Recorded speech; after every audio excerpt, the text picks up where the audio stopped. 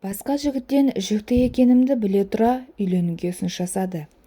Мен оқу бітіріп бір ауылға мұғалім болып жұмысқа тұрдым.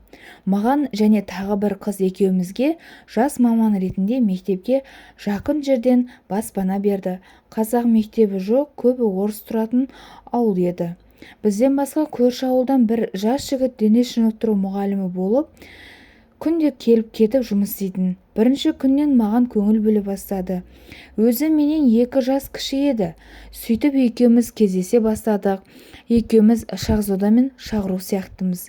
Баламыз мінезі саған, келбеті маған ұқсағанын қалаймын деген сияқты жүрекке жылы тиетін, әсерлі де үміттендіретін сөздер көп айтатын. Сөйтіп жүріп арамызда жақындық пайда болды. Мен ол екеуміздің болашағымызға сенімдедім. Сөйтсем, қатты қателескен екенмін. Бір күні жүкті екенімді білдім. Ол мені әлі жаспын, үйлене алмаймын деп шықты. Ол кезде ол 19-да, мен 21-де едім. Мен сені күштеп үйлендірмеймін, бірақ баламды туып өзім өсіремін. Бірақ бас тарттың ба, демек ешқашан менің балам деп көз қырыңмен қараушы да болма дедім. Сөйтіп отпускқа өз үйімде болып 1,5 айдан кейін келіп жұмысымды жалғастырдым. Сол кездегі менің ішкі жан дүниемде болып жатқан күйзелістен тек менімен бірге тұратын жан құрбыма айналған қыз ғана хабардар еді. Сөйтіп жүргенде сол жерде тұратын, үнемі бізге жеңгетай болып жүретін бір мұғалім бізді үйіне қонаққа шақырып, өз туысқан інісімен таныстырды.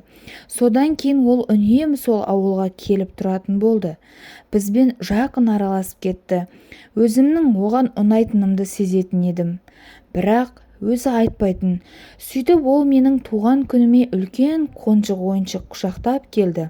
Құрбым үшеуміз шағын дастархан жайып, шай іштік. Кетерінде ернімнен сүйіп алды. Бірақ мен оған барлық шындықты айтып, маған уақытыңды босқа өткізбе дедім. Ол үндемей кетіп қалды.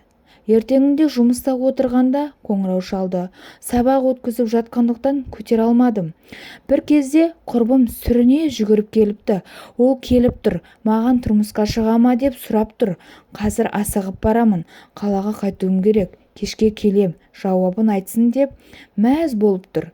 Мен осылай тұрмысқа шыққым келмейтінін айттым.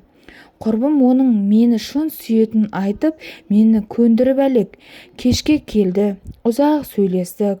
Ол бәрін алдын ала білемін. Сондықтан да сені қорқытып алмайын, маған үйренсін, бауыр бассын дедім.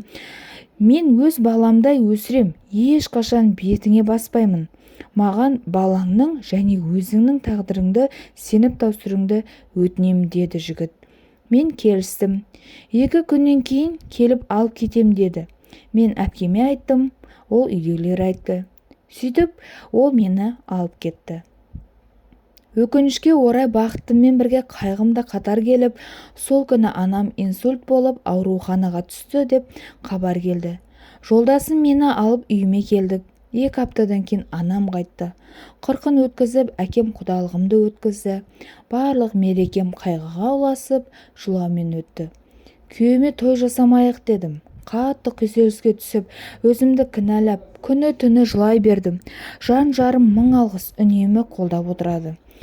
Міне 8 жыл өтті. Bir ұл, бір қызымыз бар. Жолдасым ешқашан бетіме басқан емес. Ұлымды қатты жақсы көреді. Өзі бір үйдің жалғыз ұлы. Бір әпке, 2 қарындасы бар. Мінездері шатақтау. Тілдері өте ащы. Өздері орыс жерінде өскен, орысша өскен. Бірақ күйеуім олардың біріне де не маған, не ұлыма ауыз ашқызбайды. Мені айналып толғам жүреді. Күйеуімнің істегені көп еркектің қолынан келе бермейді деп ойлаймын. Алла оған жолықтырғанына мың алғыс, жарыма мың алғыс.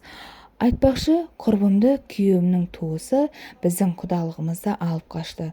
Сөйтіп екеуміз абысын болдық.